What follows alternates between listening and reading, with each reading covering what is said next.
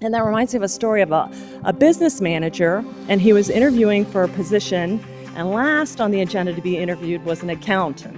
And he asked the accountant, what is 2 + 2? The accountant got up, he walked to the back of the room, quietly shut the door, he came back, he sat down across the desk from the manager, and leaning over in a hushed voice, he said, what do you want it to be?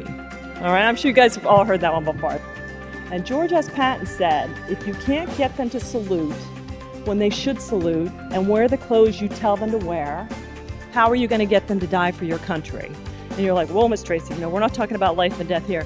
But the point is, there's a lot of people that sit there and overlook or make compromises or shortcuts on little things and then somehow think that when it comes down to the big things, like a stress of an audit or an end-of-year earnings call, when they're sitting there trying to, you're feeling pressure to kind of make the numbers work, they think somehow they're going to stand up to it. And I got to tell you, I beg to differ, it's not that way. What do you constantly look to? And I've lived all over the world, I've worshiped with a lot of different people, I've met a lot of different nationalities, and the one constant that you can look at no matter what is this, and that's the golden rule. Do unto others as you would have them do unto you. The bulk of why we are on this planet and helping each other is that, and you guys know as CPAs, you take care of people's books because we're good stewards of the company's money and the public trust.